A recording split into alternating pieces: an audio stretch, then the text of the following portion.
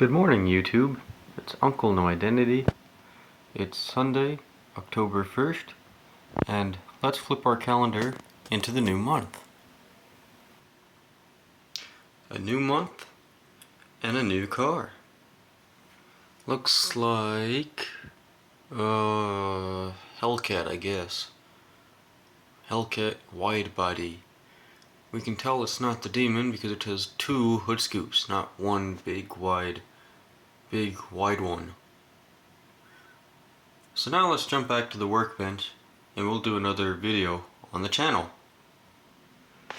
Alright guys, we're back on the workbench. There's my filming stand and it's October, so I got my Scream hat. So in today's video we're going to be taking a look at arguably, to this point, one of the worst kits I've ever put together. Is it the kit's fault? Is it my fault? I really don't know. Somehow though, in one way or another, this kit has just given me so many problems. I had to hold off on working on it until only like yesterday and the day before. Without further ado, this is arguably the worst car I've ever put together. Move my tools out of the way. This right here, this car, it is a 1970, I think, model year Chevy Nova. This car just did not want to get put together. I'm just going to blame it on the fact that it had black plastic. You know, some people talk about colored plastics. Here's an old kit. This is Christine. This right here, that is bare plastic. Mind the black. That red right here, see that? Bare plastic. Colored plastic. I think it's been said a while on some YouTube channels that colored plastics are just plain bad. And this one, for me, it just, I don't know. It did not want to go together. If we can see here, the paint's peeling because glue got all over the place. I tried Mr. Cement S. I even tried Homebrew Poly Cement. Of course I tried super glue, had a thing of super glue. I had to throw that away last night because I just finished it. So this thing was absolutely abysmal to put together. Last night I had to clamp this fender onto the body. Look at this. Look at this massive gap right here. Because the fenders are not molded on the car. Minus the windshield and minus everything in here, minus the frame and the grille. The fenders, the doors, the rear panels, the trunk, the roof, and all the framing that connects the roof to the car. This is all one solid piece. On this kit, the doors, the rear panel, the roof, the trunk, and this piece, the cowl, is all one piece.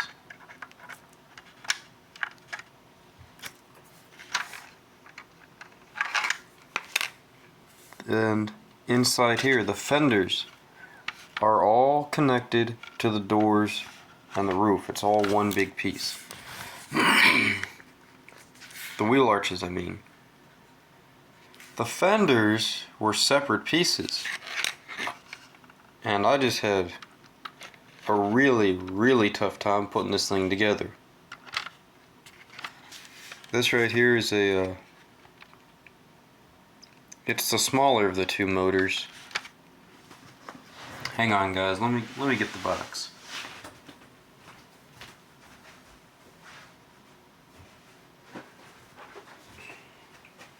I put together the stock 350 with a little twist, as y'all can see. This 350 has the Pro Stock 454 headers on it. If we flip it upside down, yeah, we can see how kind of bad fitting things are in here. This looks pretty good. This one's right up along that frame rail.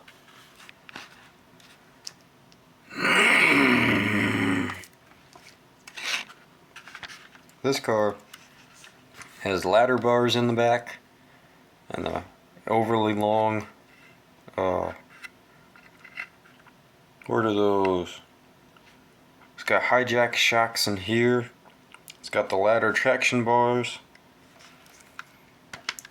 It's got all them goodies. The only not so goody things is just how bad the kit was to put together. The paint I used was a tester's paint, rattle can testers. Honestly, it didn't come out bad. The only problem was, like I said, I just couldn't glue this thing together. And the reason why I wanted to build this kit was because a coworker of mine said he had one of these back in the day. And so I went shopping. And I found this car, which looked pretty close to the one that he had. And it's actually really, really similar to the one that he had.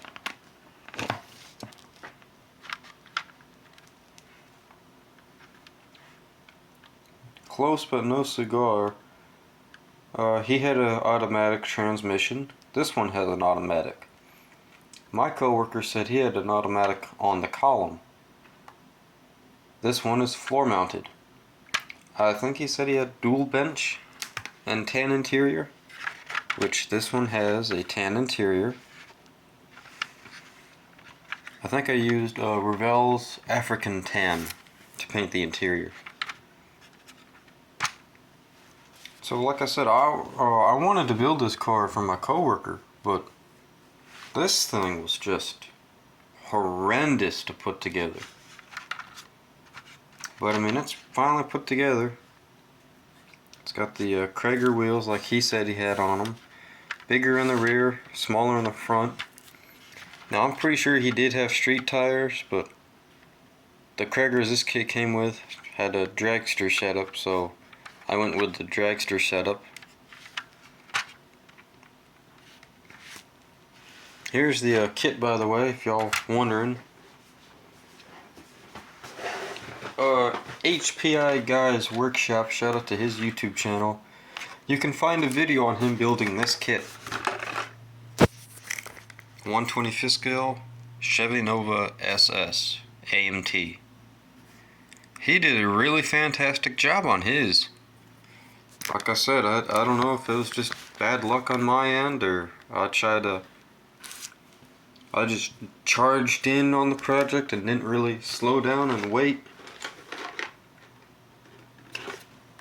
There you go. I think this is green. This kind of looks like the car that my coworker had, except she had the Kragers, not those wheels.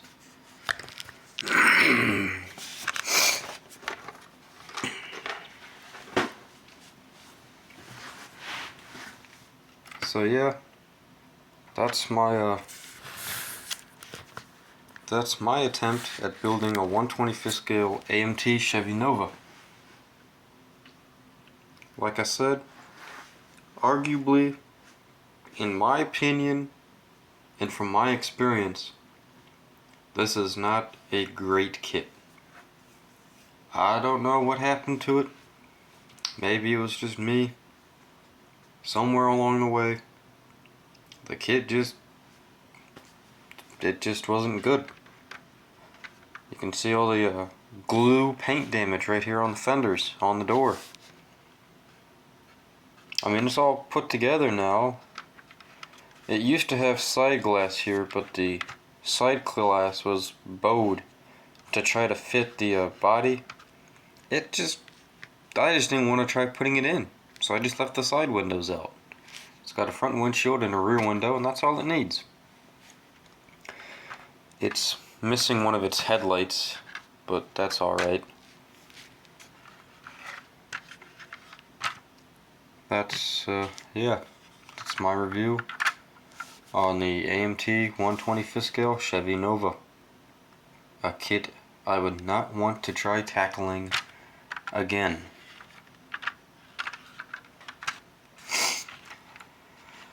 Well guys, I hope you all enjoyed this video as much as I didn't enjoy putting this car together, and because I didn't really enjoy putting it together, you should really like this video.